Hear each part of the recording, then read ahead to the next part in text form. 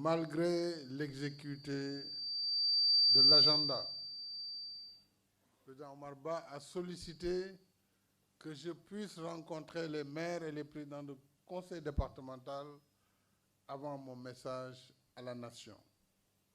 Ce que j'ai accepté, avec plaisir. Parce que c'est toujours un plaisir pour moi de vous revoir. Puisqu'à travers vous, je vois les visages des populations de vos terroirs. Et cela éveille en moi des souvenirs très importants. Donc, merci d'être venu au lendemain de la Tabaski. Comme vous l'avez dit, désolé, certains n'ont pas bénéficié des saveurs du mouton. Les terres et autres. Mais le jeu en valait la chandelle. Je vous ai écouté et je sais que vous ne m'avez donné aucune chance. Mais attendez, de l'interview. Je n'ai vu personne venir à mon secours pour essayer quand même de détricoter le sujet, pour parler plus sérieusement. J'ai écouté votre message, je l'ai entendu. Je voudrais vous remercier. Et cela me réconforte dans ma conviction que nous sommes sur la bonne voie.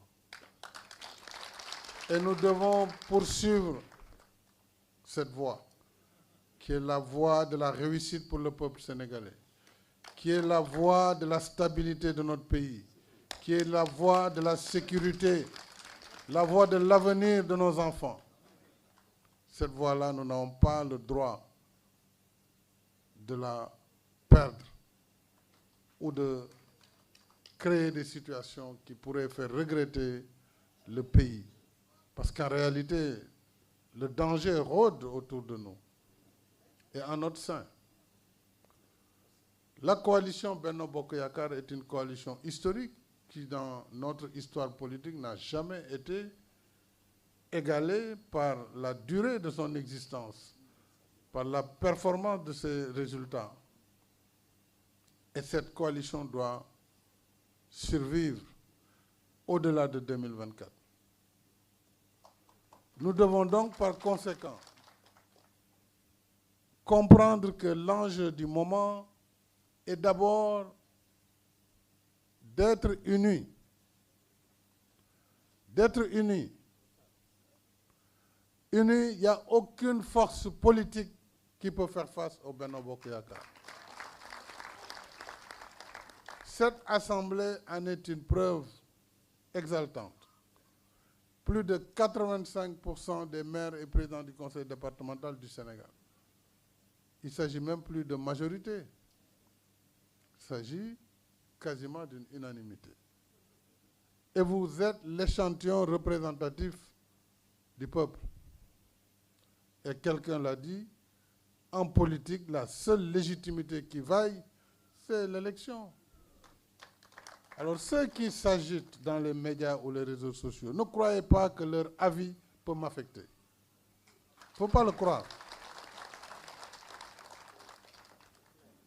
Z24 ou Y25, ce n'est pas ça qui va être déterminant, quel que soit le chemin que je serai amené à prendre. Et je l'ai dit lors des conclusions du dialogue national. Puisque vous êtes la légitimité populaire. Moi, je suis légitime, je suis un élu du peuple. Donc la majorité, elle est là. Elle est écrasante.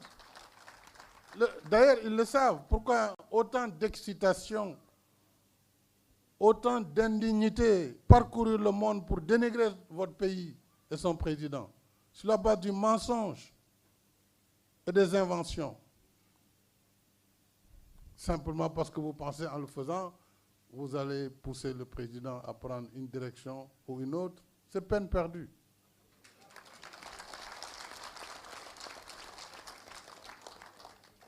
Je suis hors de portée de cette agitation. Et mon parcours politique me prédestine. Donc, je veux vous rassurer.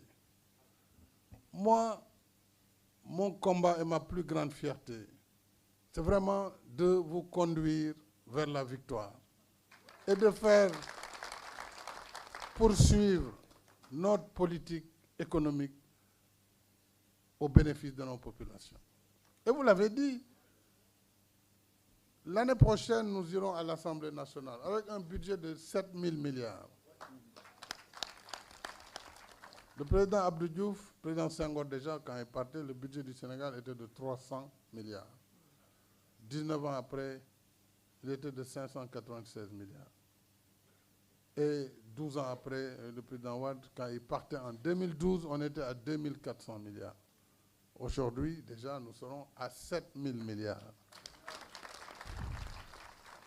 Donc, ce que nous pouvons faire en termes de transformation positive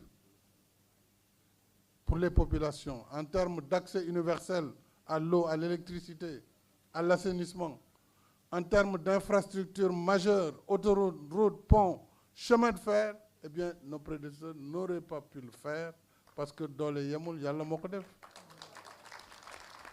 Et cela, nous n'avons pas le droit de gâcher ça par une désunion et des combats d'ego. Et là, je m'adresse au cadre du parti. Sans exception. Personne n'a le droit de compromettre le travail qui est en perspective pour le bénéfice des populations. On doit mettre en avant l'intérêt général, l'intérêt de la coalition, l'intérêt du parti. Et si nous sommes mobilisés tous comme ça, il n'y a pas de crainte. Il n'y a pas de crainte à avoir, parce que le chemin, il est balisé. Le plan Sénégal émergent, c'est à l'horizon 2035. C'est déjà balisé. Même le programme prochain, le PAP 3, il est balisé. Et le dernier qui sera le PAP 4 dans 5 ans. Les ressources pétrolières qui excitent autant de monde, ils vont se calmer, puisque nous avons déjà balisé la gestion de ces ressources par une loi très claire qui définit les modalités d'utilisation des ressources issues du pétrole et du gaz. Nous avons défini une loi sur le contenu local. Ça, je l'ai fait parce que c'est mon devoir. Je suis quand même du métier avec Aïmé Rougning. Je ne peux pas être président du Sénégal pendant que le Sénégal rentre dans l'ère du pétrole et du gaz et ne pas baliser pour éviter les dérapages qui ont perdu beaucoup de pays. Bien sûr, le pétrole et le gaz suscitent convoitise et attirance. Et c'est en cela que nous devons rester vigilants. Vigilants dans vos communes, dans vos départements. N'acceptez pas que les gens viennent semer le désordre chez vous. Ne l'acceptez pas. Ça, c'est votre rôle politique. Le rôle politique, c'est d'abord de travailler avec les citoyens de vos communes pour sécuriser les personnes et les biens. Bien sûr, l'État sera là et fera son travail régalien. Mais avant l'État, il y a le travail citoyen.